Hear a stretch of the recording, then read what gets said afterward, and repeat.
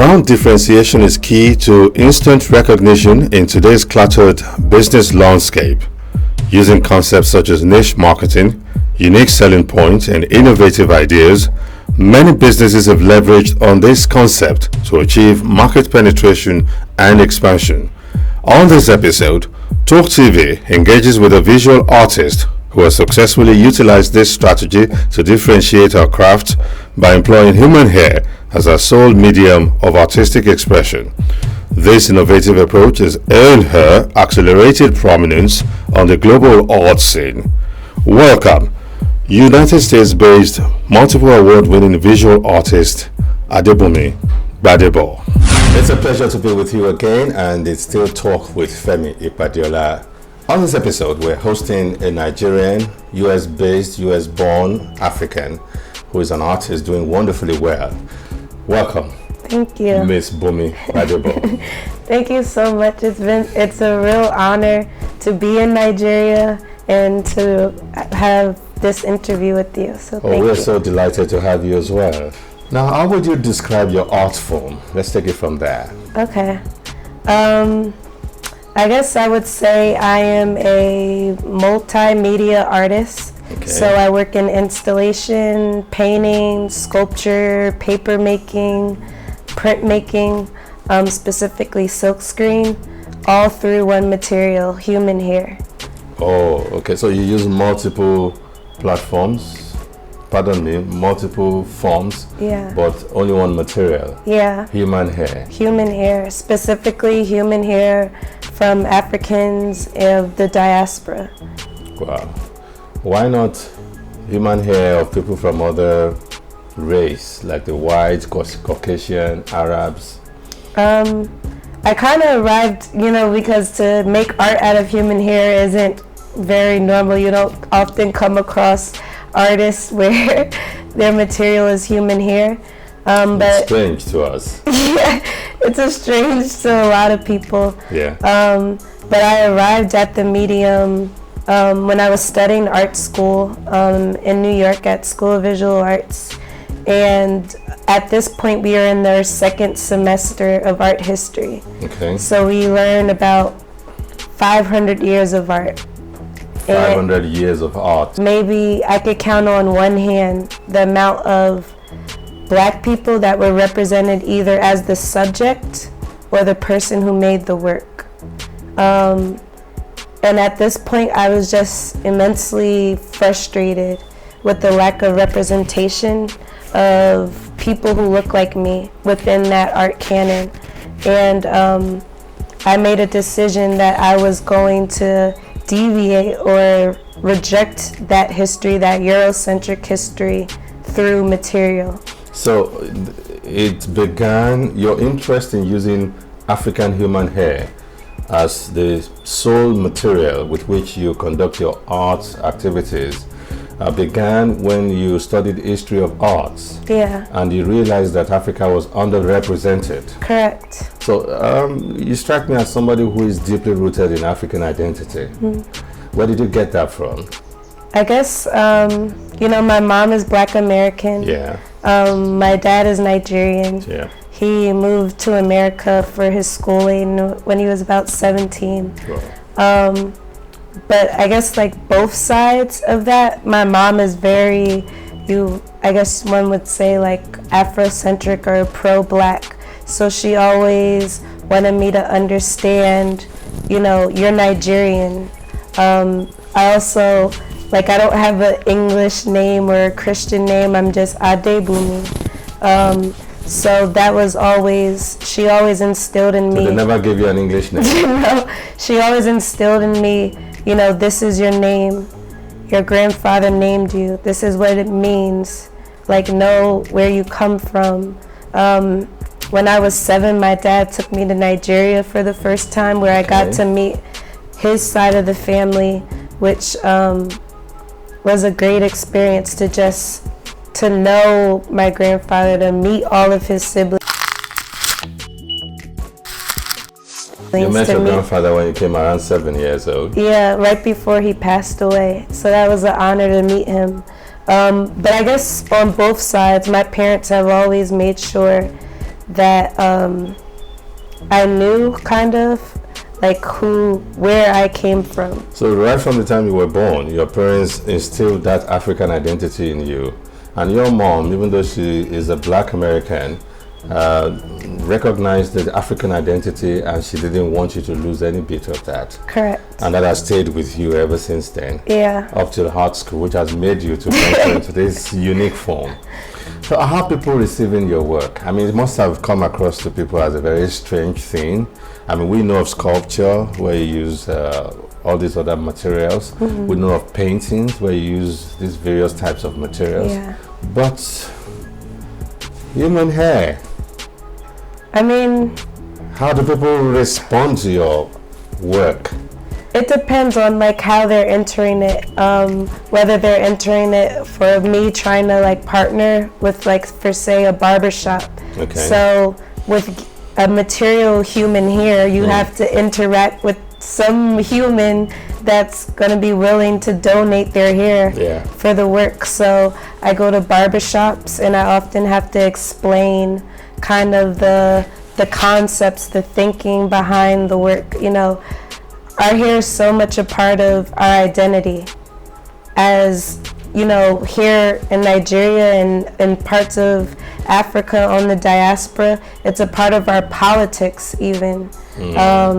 It's a part of our history as people, and it carries history because it is DNA. So through this material, I'm able to kind of deal with the social aspects, the political aspects, the historical aspects of who we are as people through a strand of hair. So like when I get to kind of unpacking all that's going into the work, usually people are very receptive. And then also, like, not only did I see us not being represented in the canon of art history, we're often underrepresented in institutions that exhibit art. You know, we're underrepresented in in museums, in galleries, in art fairs. I just read an article that 1% of Black women represent all the U.S. museums. So if you look at all the major U.S. museums, 1% of the artwork in those collections is from Black women. Black people. So think about, like, if I give you hair for art, not only are you represented, but you are the art. Yeah. So I'm at the center of the art form. Yeah, like you go into a museum and it's you on the wall. Yeah. So without my face. Yeah. But your DNA, your story, your body lies in that single strand of hair. Yeah. So there's so much data in that single strand of hair, and we're not even conscious of it. We throw our hair away every time without realizing that there's so much historical data, scientific data, biological data, genetic, and even spiritual in a strand of hair. It's wonderful that you're pointing this out to us now, and I want to say that when I first heard about your art form, I found it strange. Okay. And then I explored further. I went to your Instagram page and I saw all the wonderful things that you've been doing, and that made me to want to speak with you. And I said, I'm going to track this woman down and speak to her. And some of the questions that I've been burning to find out, how do you gather these materials? How do you get them together? It started off on social media when I made the decision to work with hair. I just put out a call for hair. Really? On Instagram, on Facebook. Really? I'm interested in making art out of hair. Are you willing to donate? And that started just circulating. You sent out a message on social media asking for African human hair. Correct. And what was the response? I got my first donation, and I didn't make my first art piece until a year later. Like, I wanted to be very intentional. I wanted to be equipped with a lot of just historical context, so I did a lot of research before I started making art, looking up books that kind of dove into the history of black hair, specifically before the Atlantic slave trade and colonialism, because I was interested in understanding our relationship to our hair before those periods in history. You know, our spiritual you connection. did a lot of research to have cerebral content. You already understood the historical value, you understood the spiritual implication, but you now went further to give yourself cerebral content. Yeah. Before you began the actual art form in a physical sense. I'm still interested in those who donated their hair without knowing you. Where did the first donor come from? What part of America? She lived down the street from me. Whoa. Yeah, Jaquata Cox. She was a friend of a friend. So when I sent out a post on Facebook, she shared it on her Facebook account, and it just so happened that this woman just cut off all of her locks. And you know, oftentimes, like you mentioned earlier, we just discard it. Yeah, you just dispose them. So I guess the art became a way for this hair to take on a different life. Exactly. To have purpose again. Exactly. To be admired, to be looked at, you know, in this artistic kind of arena. So she messaged me that she cut off her hair, and that was the first piece. And since then you've been having donation. Okay. Yeah. Where do you keep them? How do you store them? Well, if you went to my studio right now, it will be very hairy. There'll be hair hanging from the ceiling. There's hair in the hallway. I have like a pool of hair now in my studio. I also partner with barbershops. So I've been grateful to have really dedicated barbershops. In New York area? In New Jersey. New Jersey. Yeah, that allow me to come and pack the African air. Yeah, so I leave garbage cans in their shop, and they fill them up, and I come in and grab the bag. And take them away. Yeah. Coming up. Where did you learn? Did you learn anything about business or branding or bringing innovation into marketing?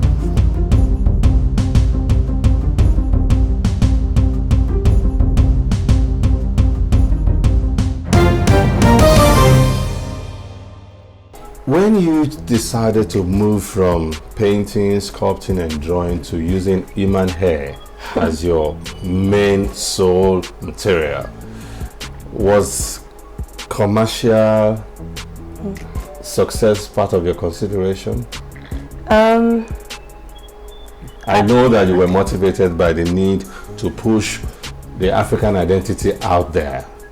So it was partially a form of activism on your part. You were angry that Africa is underrepresented in the art world globally, and you wanted to push something that is strongly African out there.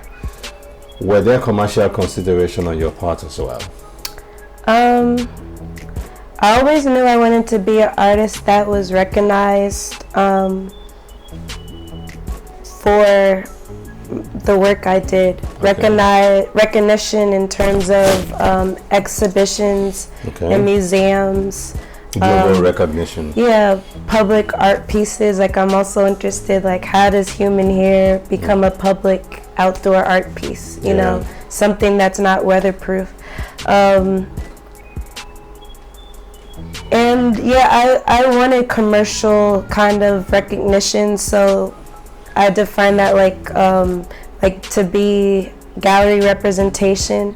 I guess it was always sort of a struggle, though, this idea of selling human hair or human parts of people's bodies. I have to kind of work through, because the more I understand that my material has this spiritual kind of essence just loaded within it, that it's a part of someone's body, that it comes with stories, that it comes with this information, it's kind of like an attachment. So I just signed to Claire Oliver Gallery in April. The gallery's located in Harlem, New York. Oh, Harlem, New York. Yeah. Wow. That's another black community. Yeah. Strongly black. Anyway, with Jews. It used to be. Yeah, it's being gentrified. Yeah. So it was a struggle for you when you think commercial, because of the significance and the symbolism that you have attached to the form of material you use for your art. Have you succeeded in overcoming that struggle now, or is it still a struggle? Yeah. I mean, I've sold work through the gallery. I've been blessed to have work be even purchased by museums, and it's only been April. So, but then I see that, like, people, when institutions buy the work or when it's in its gallery, we're taking up space in a space that did not create a space for us. Yeah. I said space a lot. But so you're achieving your primary objective of putting African identity out there, places where hitherto Africa was not represented. You are easily finding your artworks getting there now because of the innovation that your form is. It's getting more easily into galleries now. Yeah. And of course, I believe it's fetching you money as well. Yeah. Because this program is about business first and foremost. And in business, you think branding. And in branding, you think innovation. What is new? This is a new art form. This is an innovative art form. It's an uncommon form of material or form of art. And the world is always searching for the next new thing. I always tell my mentees that. So whatever you're going to do, you've got to find a way to figure out how you can present it in a new form. And if it catches on, if it resonates with people, you're on your way to your millions. So in a way, there was some business sense behind, even though when you set out, it was not about mercantilism. It was more about activism rather than mercantilism. But from the business sense, it made a lot of sense to go on a different route rather than the painting, sculpture that we're familiar with, oil on canvas and all this, what have you. You decided to go and use other forms, other materials, and that's innovation. Yeah. And in business, that is the center of most businesses that are succeeding in today's world. There are businesses that have been where creative innovation have been applied. Kudos. Where did you learn? Did you learn anything about business or branding or bringing innovation into marketing while you were developing? Well, luckily I've been blessed to have a lot of mentors at my side. Adrian Wheeler, Cheryl Riley, Courtney Sloan, just a lot of women, Armisi Smith, and men that have been able to Bias Trevelyan, that have been able to kind of guide me. So even when I was approached by the gallery for representation, I had a lot of people in my corner, including my mom, who's a lawyer, which always helps. Your mom has always been there. Who was able to kind of guide me on what to do, how to deal with the contracts. We gathered your mom is a lawyer. Yeah, what does intellectual property mean? What is fair, what is not fair? How to keep the inventory of your work, how to deal with institution, photographing your work for archives. So luckily I had the business side of art, you had a complement of people who mentored you on the business side of art, because it's not just about being a creative person, but there are business aspects to it, contractual issues, PR issues, publicity issues, how to take your pictures, how to approach agents, how to approach galleries, museums, and off-takers, as it were, or how to be commissioned by institutions and organizations to do your art form. All of these things require business principles. And I'm interested in finding out how you were able to acquire some of those, because you've demonstrated a sharp knowledge of business principles, marketing principles, branding principles. You've demonstrated it by choosing this art form that you are reputed to be undertaking presently. So I'm still interested in pursuing that line to find out how you acquired those principles which you're applying to your creative essence now. Yeah, well, unfortunately, a lot of major art schools, art departments don't find it necessary to teach about the business side of art. You know, you take out all these loans, but they don't want to teach you how to pay them off as a business person. You know, one of my mentors... Even in America. Yeah, one of my mentors, Cheryl Riley, she says an artist is a small business person. You know, we sell our work. So, and I guess I also learned that you don't have to know everything. You could create a team or surround yourself with people that know what you lack. So fortunately, I had those people in my life. So I guess I learned the value of relationships, which has been the thing that's kind of been like my saving grace, and that's helped me to navigate this art world, especially at a young age. It's been the relationships that I've been like blessed to have, that you know, and those relationships have guided me. It's a good thing that we touched on that, because I do know that virtually every art school that I'm familiar with in our climb here, they just teach the technology of art, how to be a good artist. But the business side of things is hardly ever taught. It's not in the curriculum. And I'm a little surprised to find out that even in the United States, it's the same thing. And that's why I was a bit curious when I explored your work, and I saw some business sense, you know, here and there. Your grandfather was a very successful person. So I thought perhaps maybe it's the gene that's working, you know. But now you just gave me some education that you learn the power of relationship. Fortunately for you, while growing up, you had people in your life who already had experience and exposures in all these business areas: branding, marketing, contracting, legal practicing, and so on and so forth. And you recognized also that you needed to stay close to them so that you can learn from them and also bring their competences into your activities. Exactly. Who taught you that?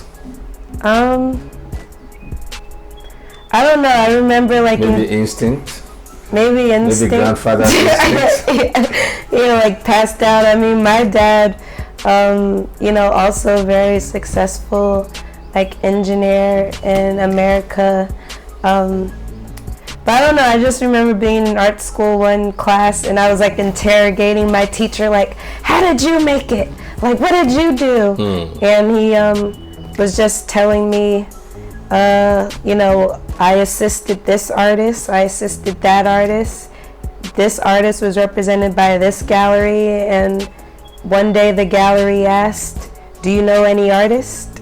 And that's how I got represented by this. So you ventured early on, while you were learning how to perfect your art sense and skills, you also ventured out of learning the art practice to also find out what are the indices of success, what are the variables that engender success. Yeah, like fantastic. Height, like if you could heighten, I mean,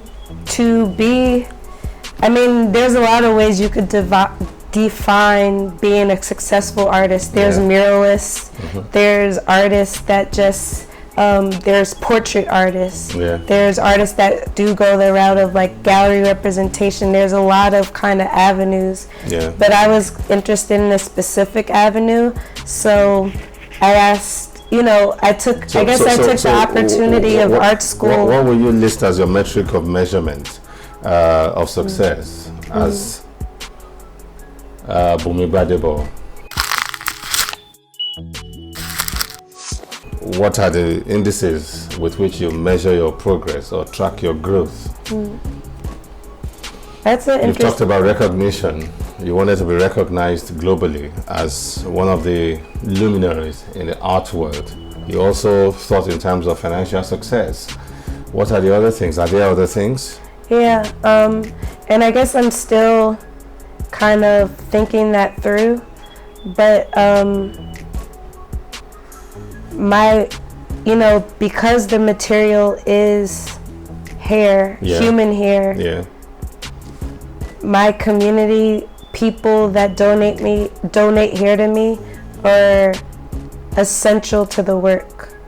So when they feel that they've been represented, their stories, their history, I think that is like kind of the epitome, and the fact that as the work gets more recognized, it's also reaching wider audiences.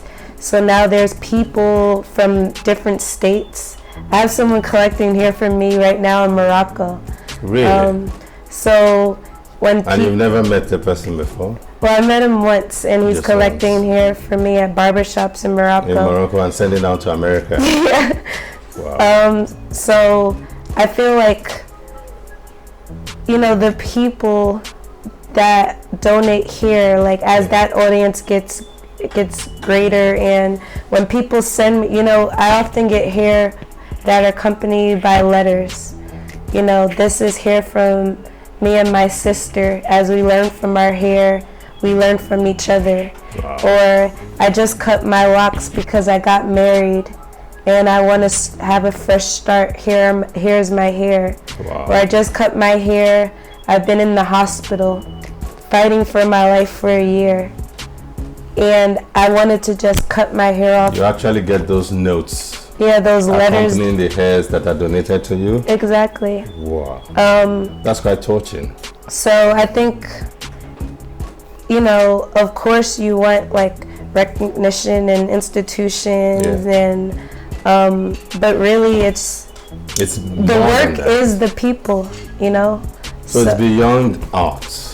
What you're doing actually is identity projection, emotional representation, history, the experiences, the emotion, the confluence of emotions of an individual. Yeah. I'm learning a lot from this session actually. And I want to say that more and more people, and this is a prediction, will begin to break into this form and will want to do it. Aren't you concerned or worried that you might have a lot of competitors in another 10 years? Well, I'm not the first artist. There's the artist David Hammonds. There's the artist Lorna Simpson. They're African human hair. That use they use African human hair. Black American hair. Like David Hammonds is well known for using hair from Harlem barbershops. But you guys are not many yet. Yeah, and we all use the hair differently. And David Hammonds at one point was the high. His work was the highest out of any Black American male. So he's a huge artist. So I'm not the first to use human hair. And I know I won't be the last. Like Sharon Norwood, I have friends. Yeah, but what we're saying is that there could be a burgeoning whereby now you are just a few individuals worldwide. By the time you become hundreds of artists or thousands of artists, then it begins to look less and less innovative or new. Are you concerned that you might get to that stage in another few years at the rate you're going? No, because even if someone collects some hair from this barbershop, no two hairs are the same, so they won't have the hair I have. it won't come with the stories that I've received with it. It may not put up the same set of problems. You have tactically dodged that question, but I'll let you be. You're my guest. I'll let you be. Coming up. Business is all about selling. Yeah. Every other thing is ancillary. Did you, and I know that in business sometimes we do what we call cold calls. You identify a prospective customer and then you go knocking on their doors, metaphorically speaking. Yeah. Did you have to do that at any point in time?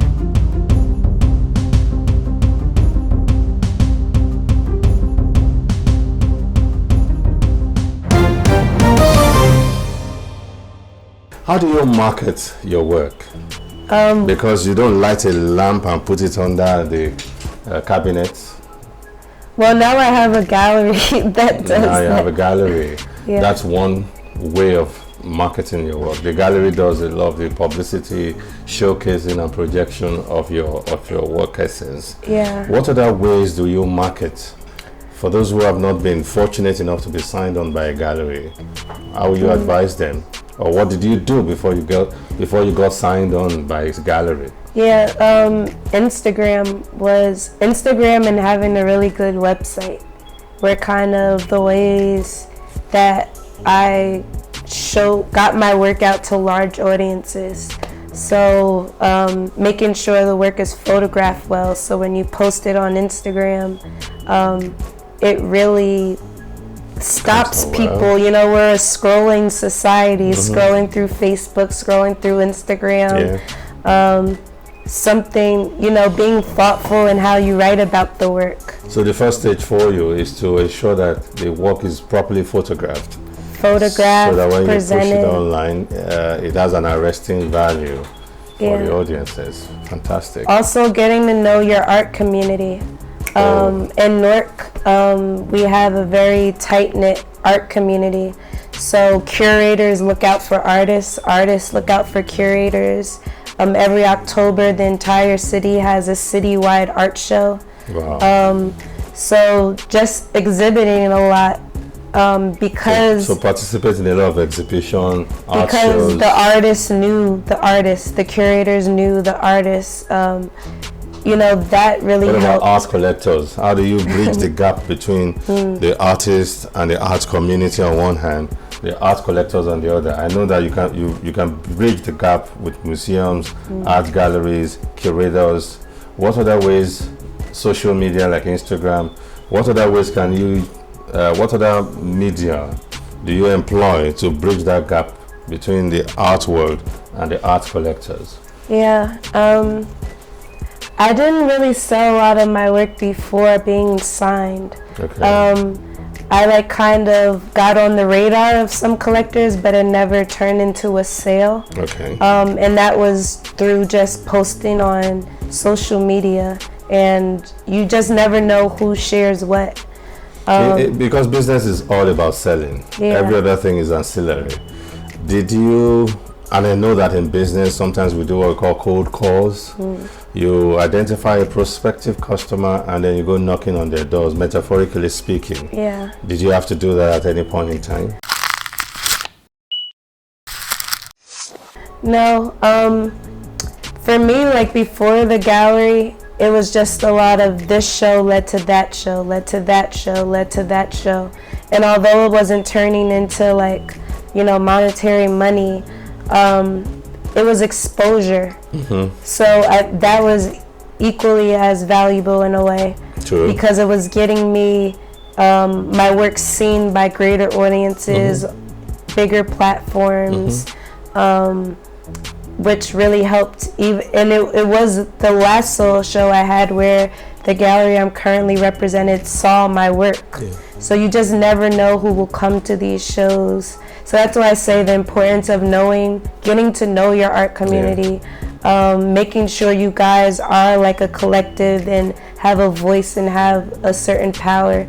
I've been grateful. The artist Ire Wale here in Nigeria. Ire Wale. Yeah.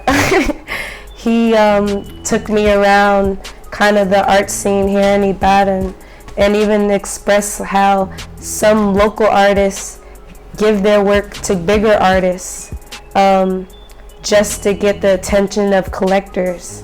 So that I can testify to that. Yeah. So I think there is strength in artists supporting artists. Okay. Before the collector so comes. you preach the power of synergy and networking. Yeah, networking. You don't run the show alone.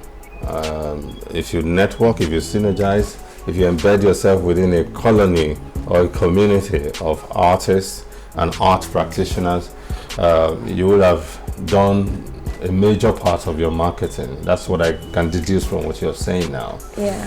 Fantastic. Now, let me also ask you, we hear things about creative muse. I'm sure you're familiar with that. Yeah. And artists have different ways by which they get their inspiration. What is yours?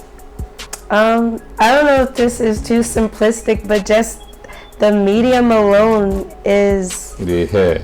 Yeah, like I open up a garbage bag from the barbershop and I'm like, purple hair, orange hair, or I never got this texture before. Wow. Or, like I said, nobody's hair, my hair is different from your hair, is different from the next. So every time I get hair, it's like getting a paint color that never existed before. So your adrenaline begins to rush when you see fresh hair. Something begins to bubble in you. Oh, I can do a lot with this texture. Oh, this strand of hair I can do, and that's how you get your own inspiration. Yeah. You don't do some stuff like some artists would like to go to the riverside, go to the brook, go to the woods, or wake up when the moon is bright, or in the middle of the night, or they want to hear the sound of rushing river or ocean waves. And maybe sometimes the inspiration won't come, but I feel like as an artist, you can't always wait for inspiration. You can't always wait for inspiration. If you wait, sometimes the work won't happen. Sometimes you just have to be with the work. You just have to do the work. You have to be present to it. You have to be in the studio and like having a conversation with it, and the work will kind of come together through that. So sometimes I'm not inspired, but I have to be in the studio and make the work. I also feel a sort of responsibility. Someone has mailed this to me. Yeah. And they're expecting something to be made out of it. So maybe it's not inspiration, it's just the responsibility feeling to a that sense of person responsibility that has to push me to get the work done. The next thing that's related to that I want to find out is, how do you feed your imagination? Because your creativity emanates from your imagination.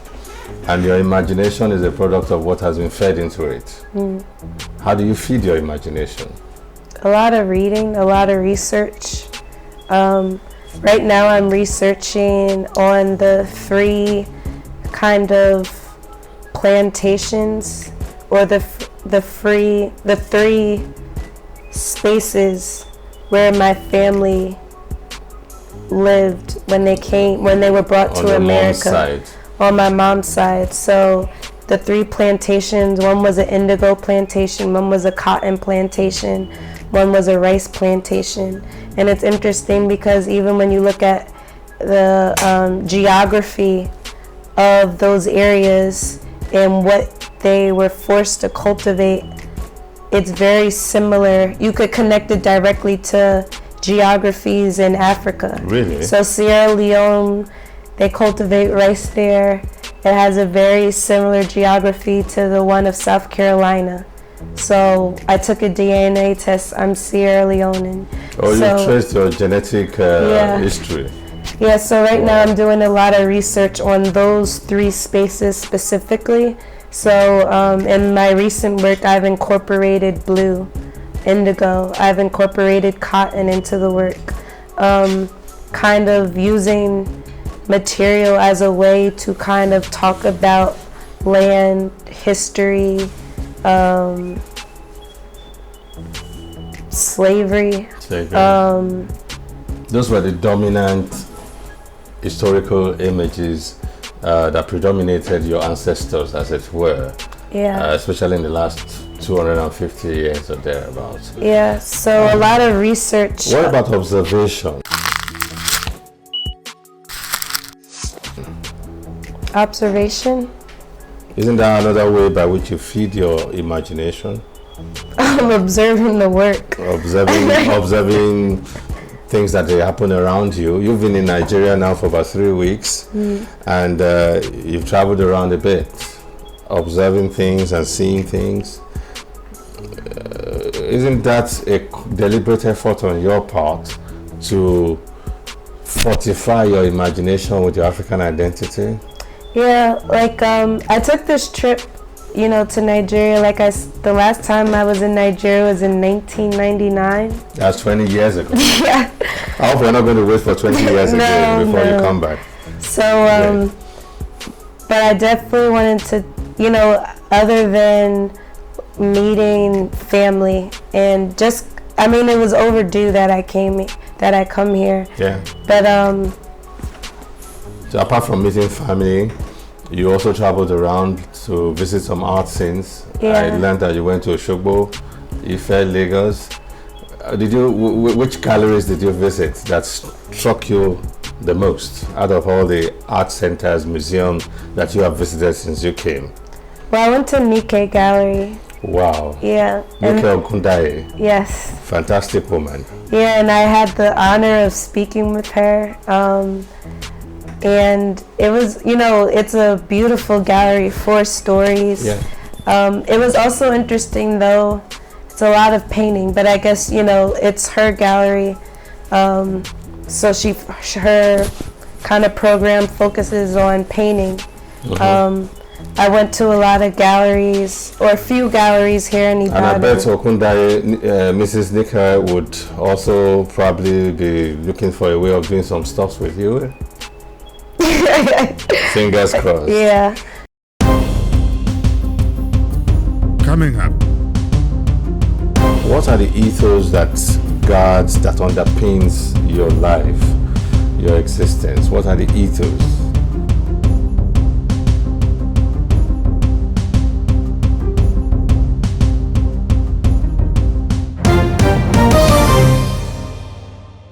What do you see your projection going forward? Do you see yourself changing the materials you use now? Well, one of my favorite artists, he's actually from Ghana, Natsui. Okay. And he teaches in Nigeria, and he told his students, I saw an interview where he told his students, when you find a material, listen to everything it has to say, and when it's done speaking, you can move on. Okay. So for me, hair still has so much to say.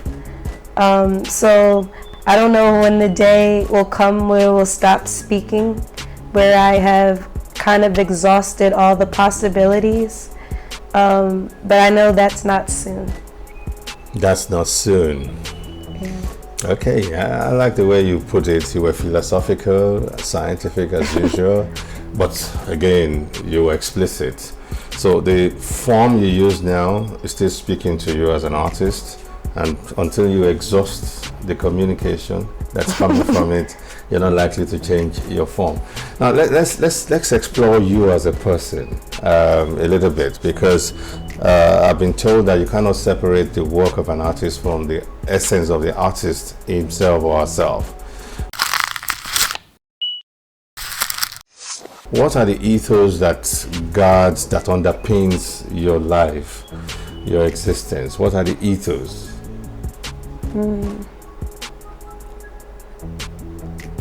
Maybe family.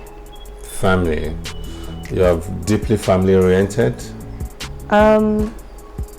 Yeah, I guess like even now in my work I've been exploring family a lot, and just being a Black American there was a disconnect from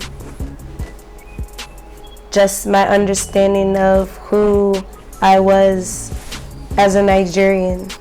And also being a Black American, there's kind of a limit to your understanding of your history as a Black American. You know, a lot of Black Americans could only trace family lines to a certain point. True. Because there was no documentation along the line. Yeah, we were property. You know, we legally less than human, you know. So even less than animals back then. Yeah, the way we were treated. Granted, not every Black person was enslaved, and you know, but those who were taken to the Caribbeans and the Americas, they were forcefully taken, and the animals, the pets of the slave masters had more value than the Black Africans that were taken. I mean, historically speaking, that's what we learned from history. So you have a deeply family-oriented personal ethos, and you think that also underpins the work that you do. And I bet when you came to Nigeria and you discovered one of your uncles is a barber and does what you do now by creating art forms on people's head, you were excited. Oh, my genes. I bet. Yeah, I was like, this is perfect. This is perfect. I still want to explore your background a little bit more before we close. Okay. You have a Nigerian father and an African American mother, and you have this very strong Africanist, Afrocentric identity. I want to explore how you cut that bug, and how you flourished it over time and nurtured it over time. What are the things that happened to you, and what did you have to do to nourish it and nurture it? Well, it was a process. You know, I have a Yoruba name, so growing up in America, it wasn't always cool. Tell me your full name. I laugh because I have my American accent. But I understand. Adebumi. Adenike. Badebo. Did I do good? Oh, you did very well. You did very well. I'm not patronizing, but I'll score you 80% as a teacher, and that's a very brilliant mark. And you know the meaning of those names. Yeah. How did you know the meaning of those names? Well, like I was saying, it wasn't always cool to be African growing up in America. With an African name. Yeah. Okay. And it was weird. It was like, you know, that was my first intro to people, and I'm like, I barely even knew about my Nigerian side, so I had to like take on this identity that I didn't even fully know yet.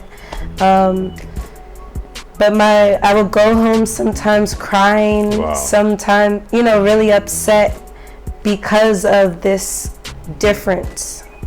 And the way people reacted to you. And my mom would say, do you know what your name means? Do you know how you got your name? Do you know who named you? Ask that child what their name means. You know, how were they named? You be proud of it. But it took... So she early on encouraged you to recognize the value in those names that you carried. Yeah.